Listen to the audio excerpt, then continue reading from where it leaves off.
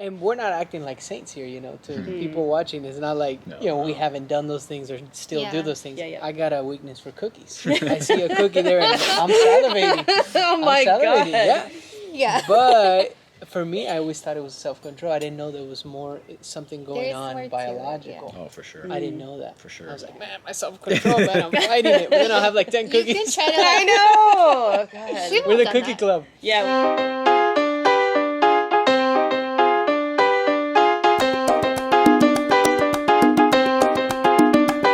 Hello everybody, welcome back to our Sobremesa episode 2. We have an exciting meal cooking up. We made some coconut tortillas from scratch and put together a spring salad. And we're also going to be making some fish tacos. So excited to share with you guys.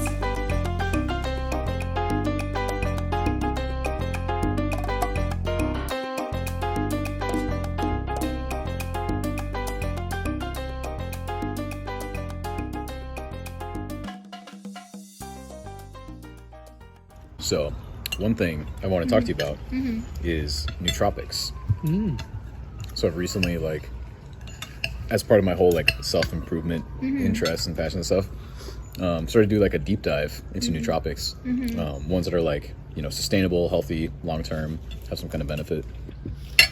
What's nootropics? It's basically any compound, can be natural or synthetic, that has some sort of cognitive enhancing ability, while also generally being neuroprotective. Okay. So something that can support neuron regeneration or support memory or something like that. And that's done through food? Yeah. So a lot of them are amino acids you can find in meats or plants. There's others that are found that are non-amino acids found in plants. Some are synthetic, made in labs. So it's a wide variety of stuff. Yeah. Some you can take long term every day. Some, you have to be sparing with. Even the natural ones you have to be sparing with here and there. But it's kind of an interesting world, because I don't think anything will replace 8 hours, 9 hours sleep a night, hitting all your nutritional needs and then your fitness needs. Nothing can replace that. But once you have all those bases down, it's kind of fun to add a few percent here and there. Yeah, exactly. No, I've been getting into brain health. And I've learned a little bit about that stuff. And it's just interesting. I mean, even something as simple as omega-3. Yeah, exactly. Right? It's Helps your nootropic. brain so much. Yep. Yeah. Yep. So it makes you sharper? Yeah. Is that... So they all have different effects. Some are acute, some take weeks of buildup because they're so subtle. Typically, the stronger the nootropic, the stronger the side effects. So I would say the strongest nootropic is Adderall, right? So it gives you a ton of focus acutely, right? You're super zoned in, but has the strongest side effects. You get withdrawal, you get the emotional downtreading. It can kind of mess you up. So a lot of people stay away from the strong ones. But there's a lot omega-3s where you're not going to take a pill and then feel it, right? But over time you can start to get a few percent increase in your cognition or memory or stuff. Got it. Right. Wow. So yeah. So there's some that improve memory, some that improve focus, some that improve mood. They all kind of have different angles of attack. Yeah. How do you know what's safe? I mean, other than just testing it on yourself. Some of them are very studied. Okay. Some have been around for a super long time. Some are from Ayurvedic medicine. Ashwagandha is probably the most popular one right now that's hitting the mainstream. Ashwagandha is shown to decrease cortisol chronically. So I've been taking it for years. That was actually one that was suggested to me from a coworker back in 2017. And I was like, oh, okay, I'll try it. I looked up the research on it. I was like, oh, there's good research on it. Yeah, sure. And then I didn't really know about the rest of the nootropics until more recently when I was doing some research on pre-workouts and stuff like that. I noticed oh, it has a nootropic blend. And then I stepped into that world and it's whoa, there's a whole world out here. There's a community of people who talk about it and this and that. So fascinating. Yeah.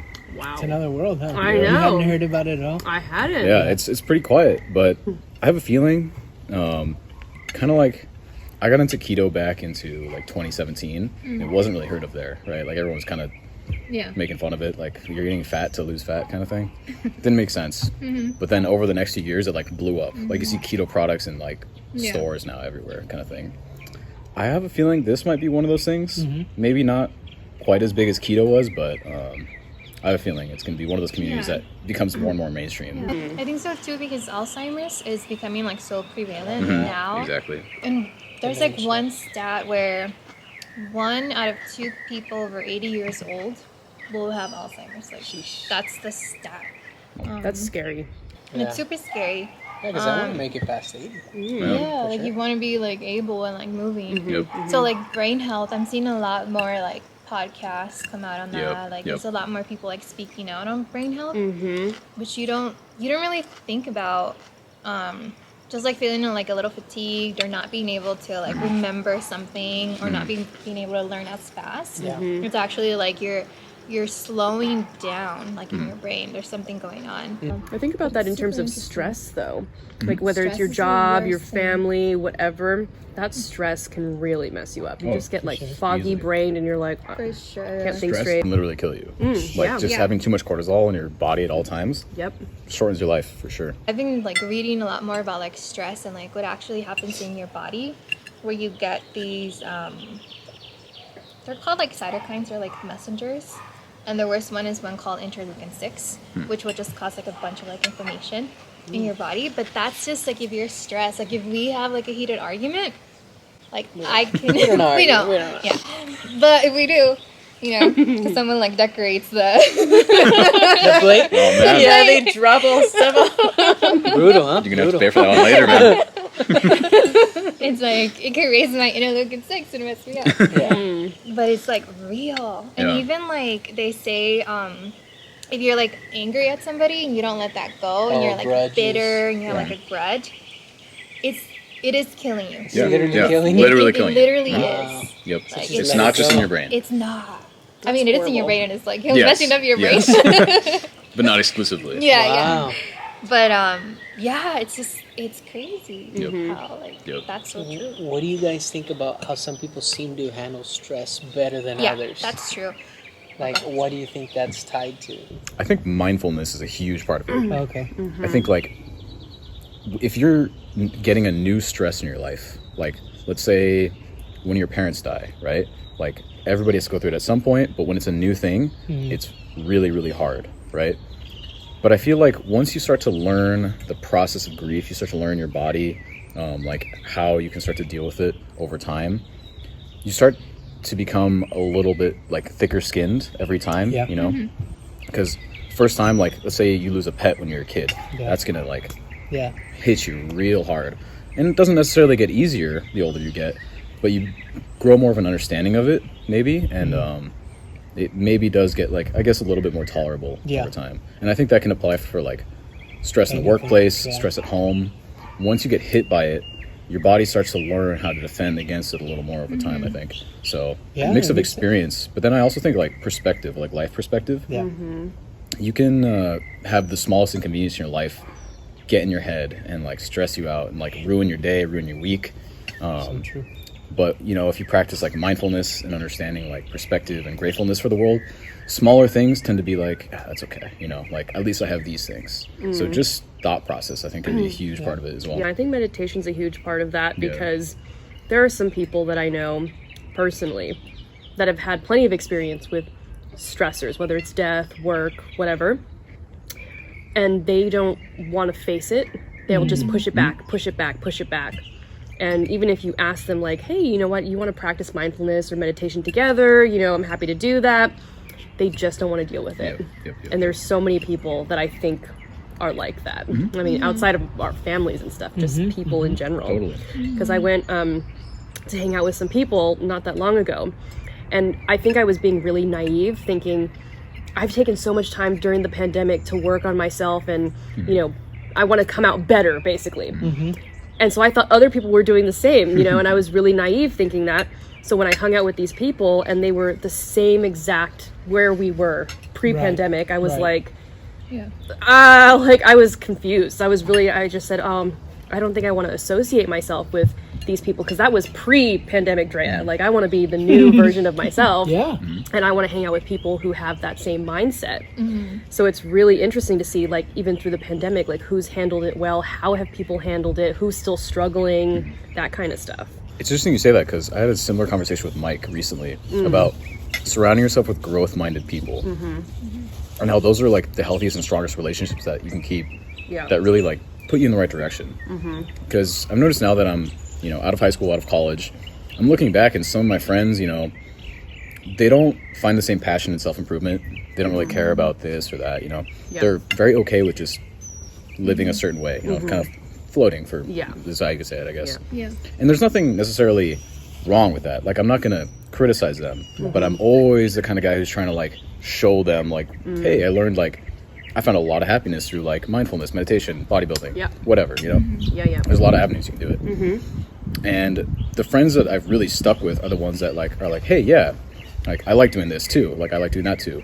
The ones who are very closed off to any kind of improvement or any kind of like self-initiative, those are the ones that I find it a lot harder to remain friends with. For sure. You have less in common over time. Exactly, because you're literally moving forward and they're kind of staying the same. I think everybody has their own unique avenue to find themselves, whatever it is. Mine happened to be like kind of cliche, I guess. It was like through like bodybuilding, and then it turned into fitness, and then it turned into nutrition. So like it kind of evolved, but it started probably out with like bodybuilding. I was like, you know, I want to get stronger, I want to look a little better, let's see what happens. And then that just blossomed. So all you have to do is find that spark, that thing where you start and you get this feeling. It's like, oh wow, like I'm building like confidence, I'm building like self-love, I'm building self-care. And then you nurture that, you grow it, and like a tree, eventually it gets strong enough to where it's like not shakeable, you know, and you like truly believe in yourself. I mean, nutrition was a big thing that made you change and build your confidence, right? Tremendous. So, you know, that's one thing that the more you learn about nutrition and you realize like, I wasn't feeling good for a long time because I was eating this way. But I think it's also like, I know you mentioned like confidence, but I think you just feel better. Oh, like yeah, you're it's in a better mood. So like physically I'm operating at a better more level. optimal. Like my neurotransmitters, like my muscles, my heart, like everything. Totally agreed. Did you feel like you guys grew up eating like it like unhealthy? Like if you think about it, even home cooked meals were unhealthy. They weren't balanced necessarily. So I was always like super chubby growing up. It was always like clean plate club kind of kid, you know, like and I would just like eat everything, and like I still have those tendencies today, but I'm more like aware of it, more in control. So growing up, like nutrition was never something that was emphasized to me, nor was fitness. Like my parents were always like, all right, just get good grades and like go to good college and like you're good. That's the only thing. So that's the only value that I like carried for most of my life, was just like academics is everything. Like screw sports, screw like parties, screw nutrition, I don't care. So I ate like crap most of my life. Interesting. And like even in college too, like I wouldn't, like I've never counted macros. Like the first time I heard the word macronutrient was like sophomore, junior year of college, right? Like I had a friend who was bodybuilding super heavy, and he's like, hey, like, are you counting your macros? I was like, what does that even mean? But all these little seeds were planted over the time, where like when I got that spark of like self-improvement, they all like bloomed. It's like, oh, I know now, like you got to hit your macronutrients, got to hit your micronutrients, and like you got to do all these things because your body is like, it's a machine. It's like a biochemical like machine, and if you're not feeding it the right fuel, the right building blocks, things are going to break down. You're gonna feel worse, you could die earlier, you know, like you have all these ramifications. But so many people live their whole life not giving a crap, and like they can get away with it for a while, but they're gonna it always catches up. Always. Well, I've had some people tell me before, like, you know, but it's my life and I want to live it, you know, I don't care how long I live, I want to live it to the best of my ability. And for them, sometimes it means like, I like Twinkies, I'm just gonna keep eating Twinkies because that's how I want to live my life.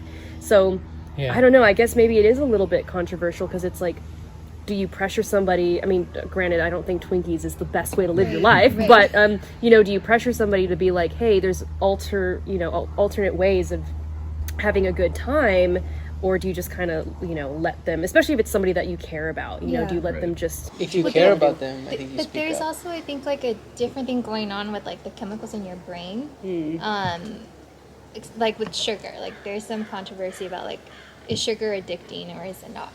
You know, because of what's happening in your brain with dopamine when you have sugar. So there's some people that like have been having sweets for a very long time, and their metabolism is so out of balance that they can't like have a salad and mentally be okay.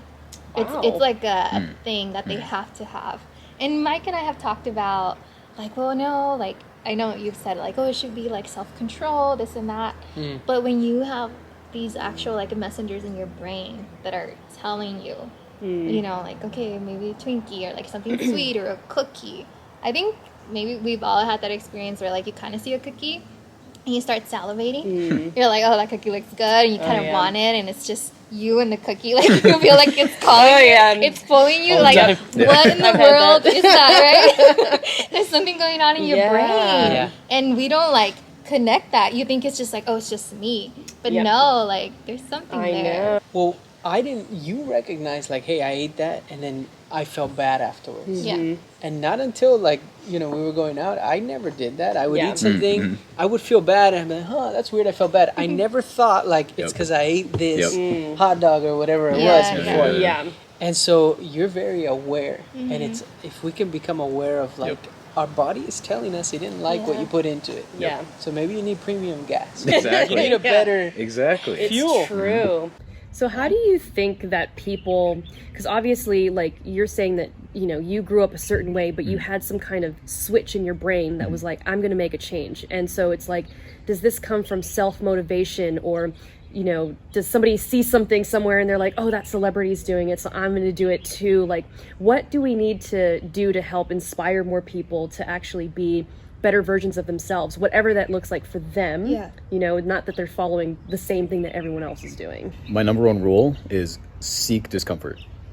Because if you're comfortable, you're not going to change, no matter what it is, right? And I'm still guilty of this here and there, you know, nobody's a saint. But the moment you, and like whenever I tell people that, like, seek discomfort, they're like, what the hell are you talking about? Like, the point of life is to be comfortable. I was like, you see, that's where like, that's where your mind is entrenched right now. That's how I used to think too. But the second you can totally change that convention of your mind where you seek discomfort, you'll learn to grow super fast, because all your comfortable bad habits, you'll like step out of them and learn better habits that make you even happier. You know, they don't necessarily have to be something that's always uncomfortable.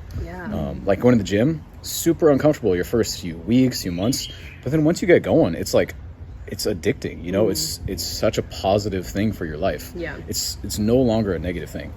So people need to like, just for once in their life, if they're stuck in trenches like this and they're in a cycle, try to climb up the trench. It's hard to climb, really uncomfortable, but like what you'll find outside of that trench is probably going to be the solution. I think it's just breaking those barriers, maybe knowing that, okay, you've gotten like if you're doing a hike, for example, as a metaphor, you've gotten up to the 1 mile mark and hey, you've been doing great.